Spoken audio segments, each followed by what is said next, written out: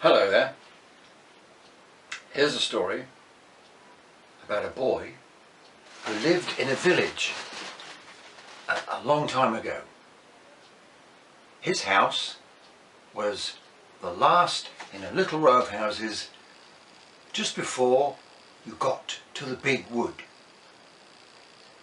Now, everybody in that village, including his mother and father, always said to the children, whatever you do, never go into that wood. And the children never really knew why, but they didn't go into the wood. They went to the school, they went to the little shops in the village, they went down fishing by the river, they climbed up in the hills at the back of the village, but they never went into the wood. One day the boy, called Alfred, said to his mother, "Mummy, why can't we go in the wood at the end of the road near our cottage?" And his mother said, "Alfred, my boy, you must understand that in that wood, right in the middle, there is a tree known as the monster tree." Alfred sat there like this. Oh, he was suddenly very frightened of the thought of a monster tree. But he said to his mother, what sort of monster tree is it?" "Well," she said, "Alfred, it is big, it is tall, and hanging from its wide branches are apples." "Apples? What's the problem?" said Alfred. "Well, what's wrong with apples?" His mother, "These are no ordinary apples. They are big, blue apples. And not only are they big and blue, they are poisonous. I've heard it said with my own ears. That is why you must never go in there. You must never climb that tree. You must never take one of those big blue apples, because you become very ill if you were to bite one." Alfred said, yes. But he noticed over the coming weeks that the thought of the monster tree was always in his mind, was always in his dreams. He couldn't think of anything else. So being a small person of maybe 8 years old, he thought to himself, one day I will go into the deep dark wood, and I will find the monster tree, and I will climb the monster tree, and I will get myself a blue apple, and then we'll see what happens. So for several nights Alfred thought, I'll go tonight. And he would keep his clothes on, put his pyjamas over his clothes, and he'd pretend to go to sleep. And even his dog by the side of his bed would pretend to go to sleep. And he and the dog would pretend to snore. So when his parents came in to look at him, dog, boy, fast asleep. And he tried to stay awake, he really did, but each time the little village church bell chimed dong, dong, dong, midnight, they were both really fast asleep. But one night, Alfred and the dog must have told each other stories, because when his parents came in, yes, he pretended to be asleep. Yes, the dog pretended to be asleep, as dogs do. But he was awake, and the moon was full and bright. And it didn't seem long before the village church clock chimed boom, boom, boom, all the way to 12. It was midnight. Time to go. So Alfred jumped out of bed. The dog jumped up. He opened his door. What a creaky old door it was.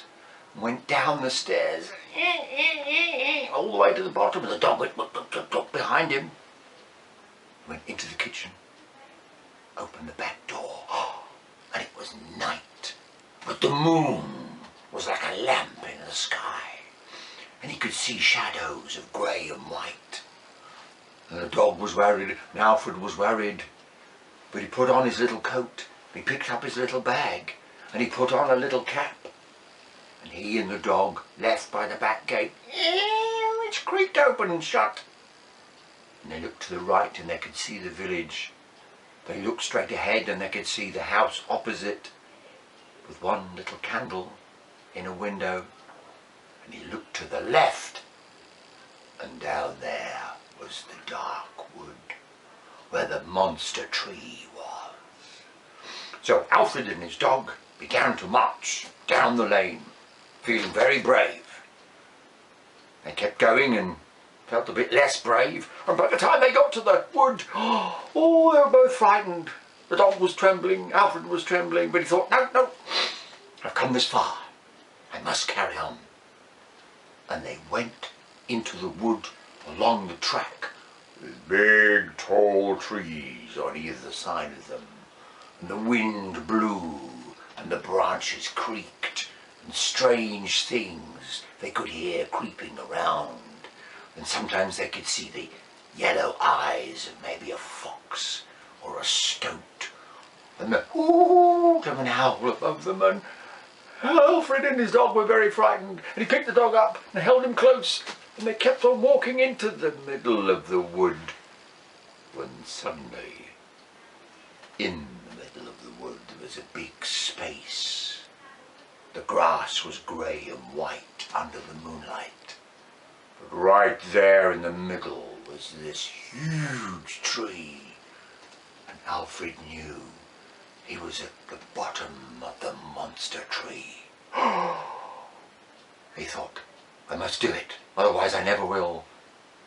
So he tightened his bag around him and he began to climb slowly up and up the trunk of the tree, past the first big branch, past the second branch, and up and up. And then along this branch he could see apples hanging in the moonlight.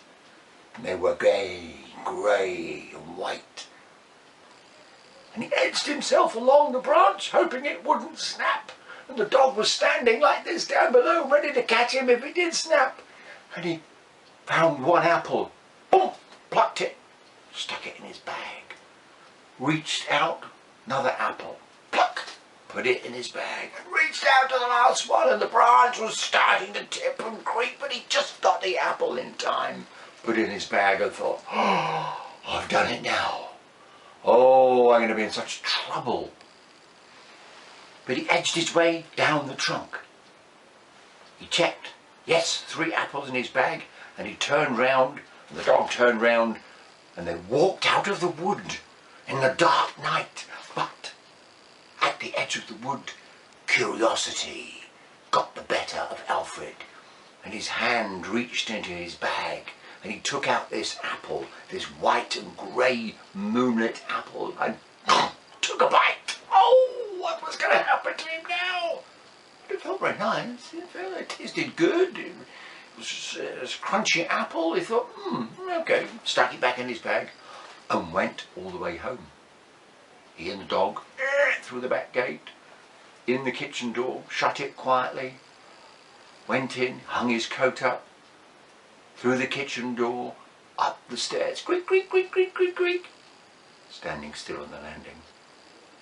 They both went into his bedroom. He went to bed, the dog went to sleep. All fine, until the morning came, and his mother opened the door of his bedroom, and instantly, as only mothers can, she knew there was something amiss. She knew her boy had been up to no good.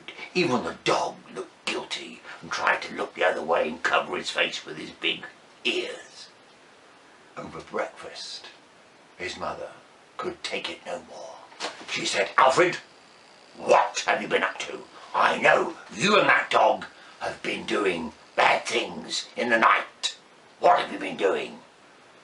And Alfred said, well, look, it's like this. It's the monster tree. The monster tree, she said. What are you going to tell me about the monster tree? I'm going to tell you that I went to the monster tree, me and the dog, and it was my idea, not the dog's. and I climbed the tree, and I picked some apples, and I got to the edge of the wood, and I bit one, and I'm still here. His mother was terrified. She said, where's your bag? Where's your bag?